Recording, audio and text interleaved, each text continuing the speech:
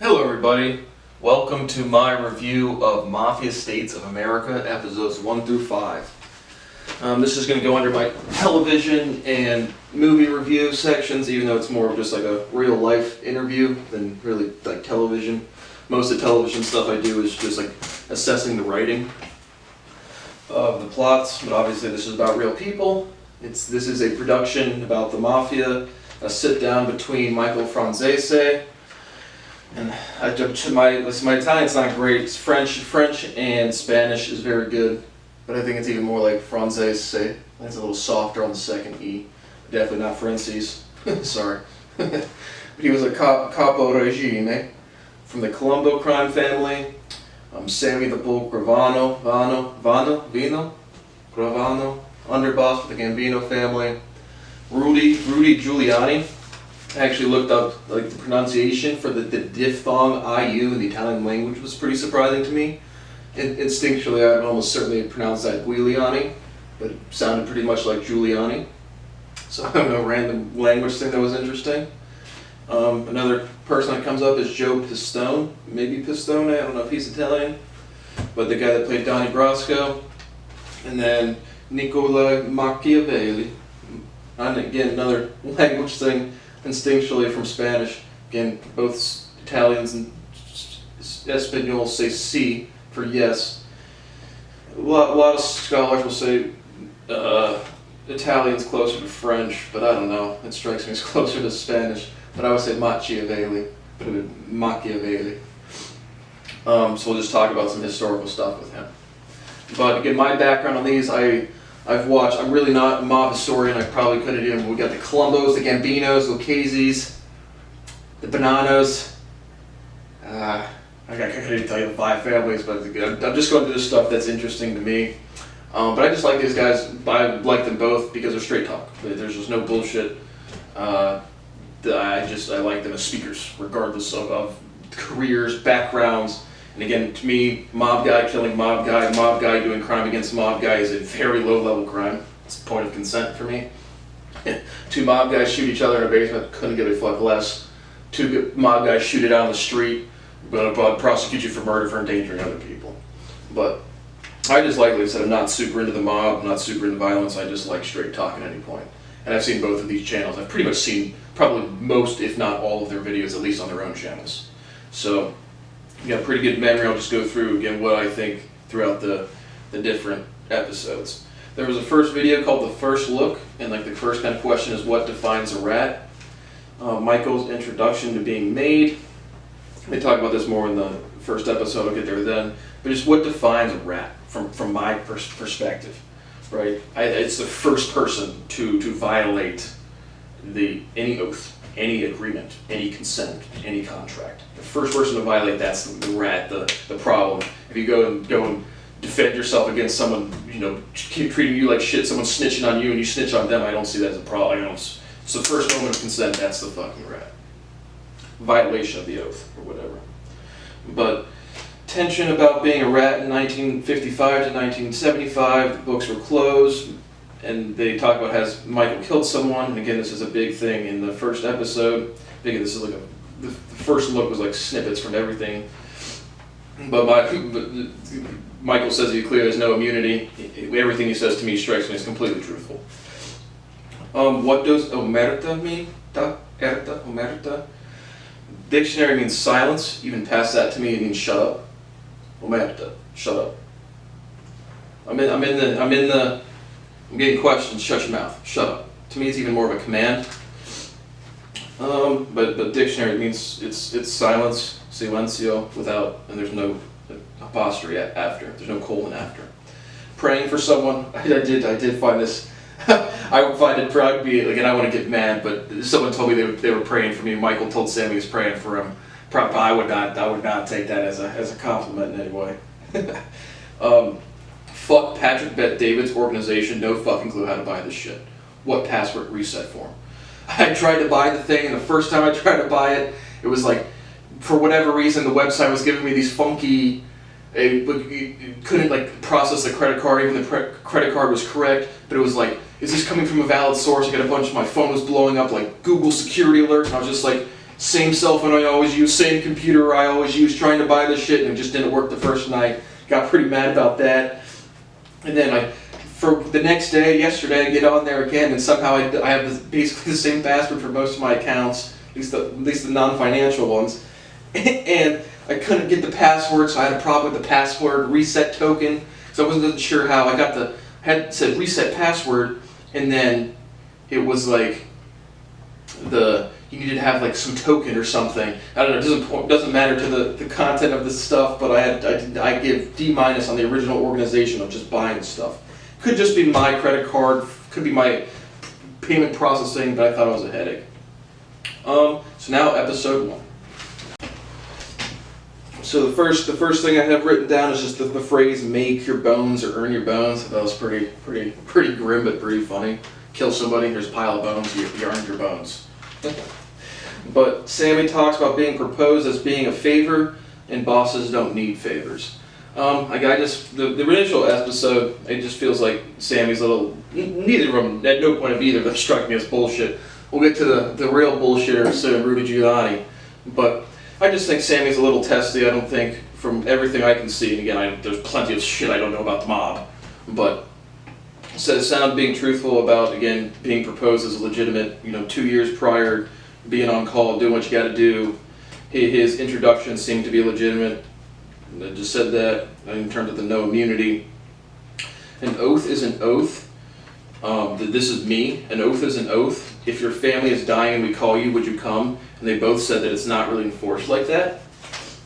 And again, to me, it's just whatever you say, whatever your word is, whatever you say you're going to fucking do it. And if you're not going to do it, don't make the commitment. So even at the beginning, it's just like, that struck me as a little like lax and lackadaisical from, again, a substantial criminal organization. And to me, the best criminal is the one that does the least amount of crime and makes the most amount of money. So, like I said, I have no tendency to violence. I don't think it's interesting at all. The best criminals make the most money with doing the least crime. Michael defended 2 friends in the wrong and got killed anyway. I think that's consistent with the way of life. Racketeer versus a gangster. Again, that's the big kind of the differentiation. Michael making more money, Sammy, being more enforcing, more physical, more involved in more murders. Michael certainly sounds truthful when he's talking about anything he had to do. Then they start talking about the gas business. There's a little discrepancy. Michael said they were making $5 to $8 million a week then, or $2 million at the time then, which would have been about $5 to $8 million a week today. To the family from Michael, and then they disagree who started the tax scheme. Michael sounds more convincing. Basically, Michael worked with Russians, Sammy knew Russians, and even at the end, Sammy seems to concede a little bit that the Russians were, again, the feds accused or in writing said Michael taught them how to do the tax scheme. But again, just ticky-tacky stuff. Again, nothing sounds like bullshit from either person. Criminality and money-making versus real business. As an individual, strikes me as amazing that, again, 100 million, 500 million, $1 billion, $5 billion. Again, these are numbers most people never ever deal with, never ever understand. I would never even attempt to do a crime to that level. 0%. So, again, I don't know. Just be better business, real business, innovate something. Sammy shows some respect to Michael over doing what he had to do. They both throughout the time they get heated a little bit, but you can tell they have respect for one another. Consent, oath, or family.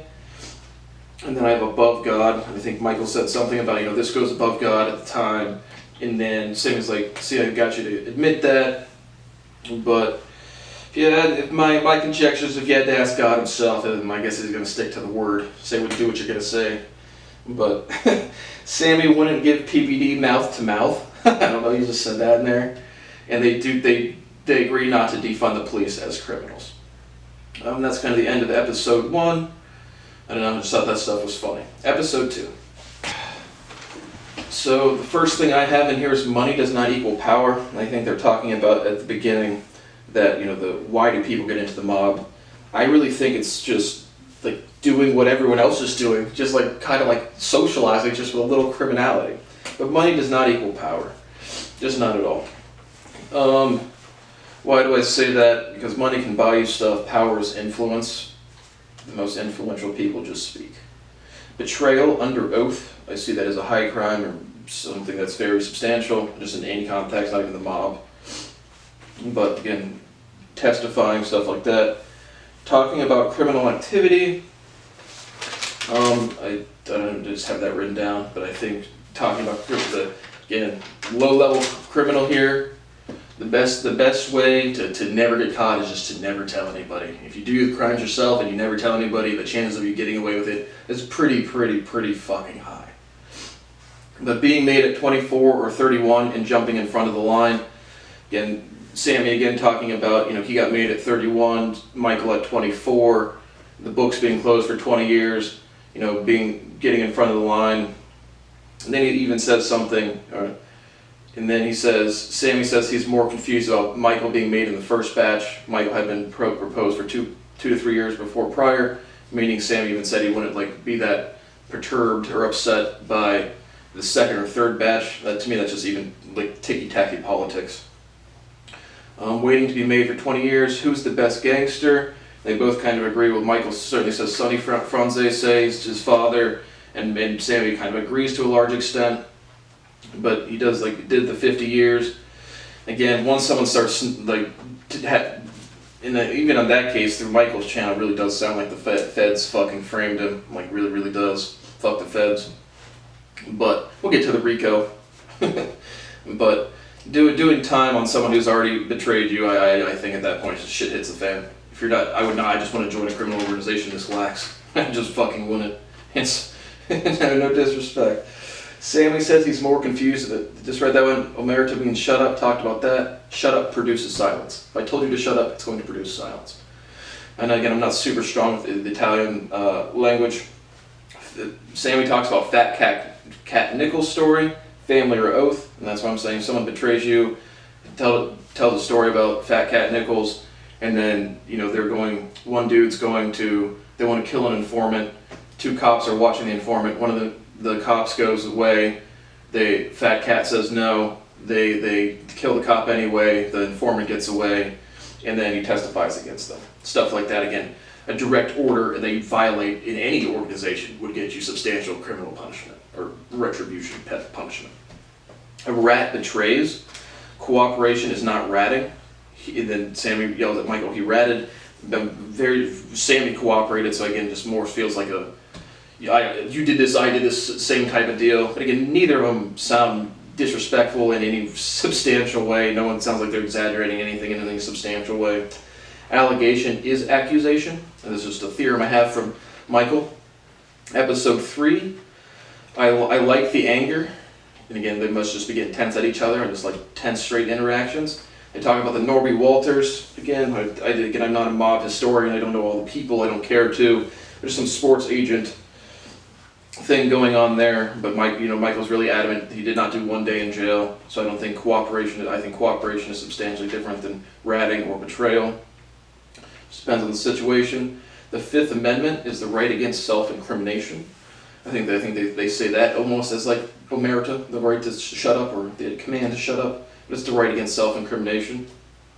This is the federal government. Give me a year. The feds. I love hearing that stuff like that. Yeah, give the federal government a year and we'll just keep doing nothing and kill a bunch of people. Michael didn't actually pay $15 million, just a settlement. Sonny went along to kill Michael.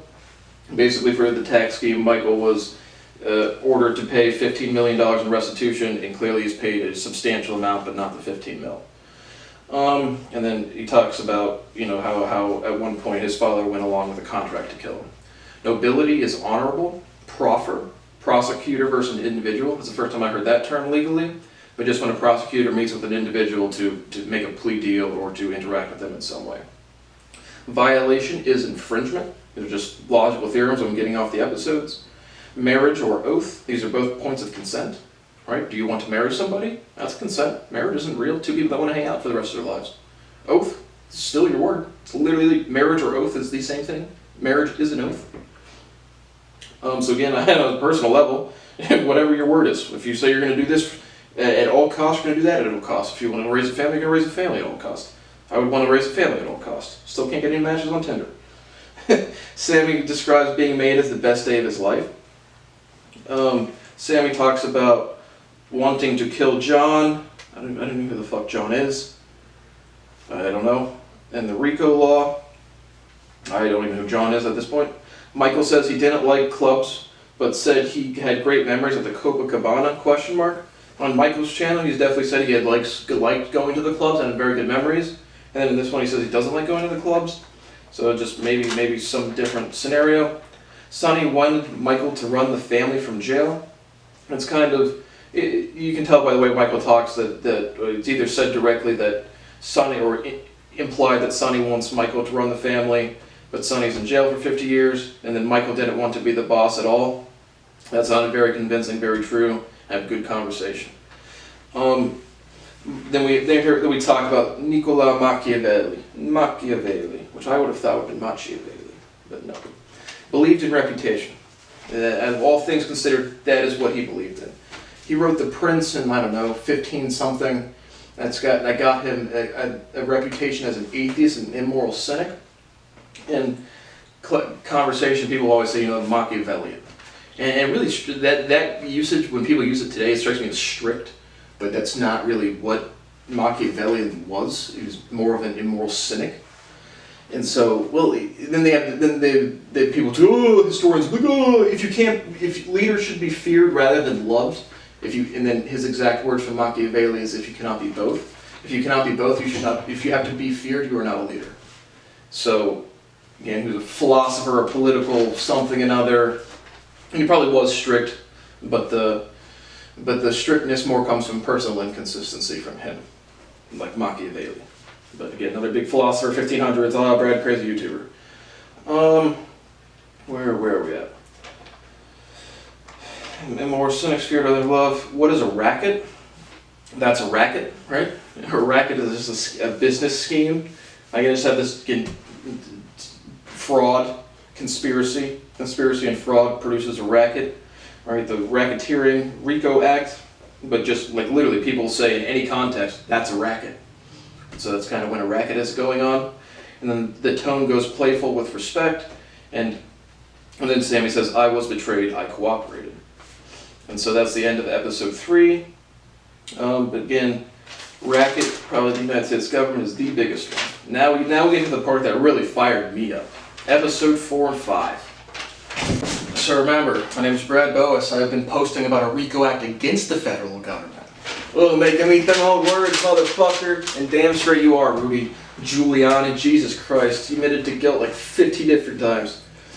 Rudy Giuliani, the government is the biggest gang. I don't know if he asked the question or if he implied that.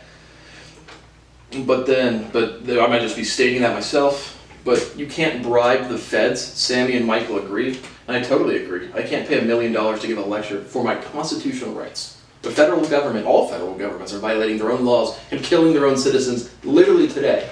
And I can't not even bribe the feds, exercise my rights for money.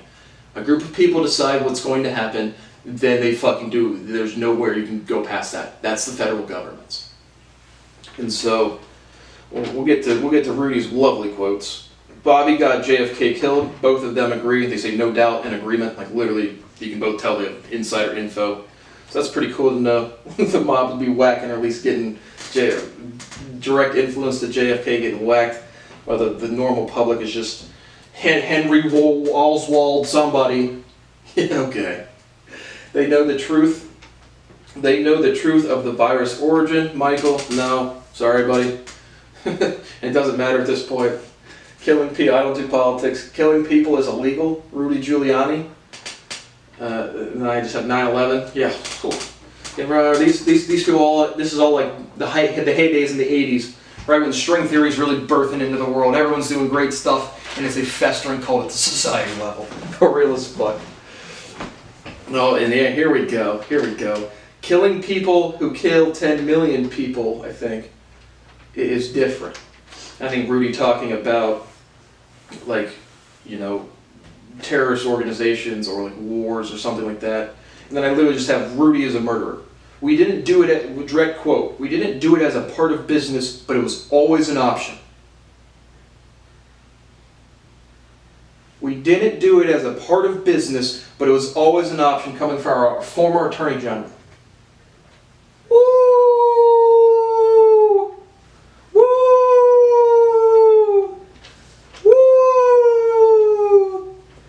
don't beat up people's daughters as a rule. In a context where it's like, well, sometimes we beat up people's daughters. Any dirty fucking politician, holy fuck. What an absolute disease you are to this planet. What an absolute disease you are to your own family members. Please stop reproducing. Holy fuck. And right after that one, another direct quote. Corruption isn't a part of police, ... today. Rudy. This dude, Michael and Sammy, Rudy blows you guys out of the water, honestly.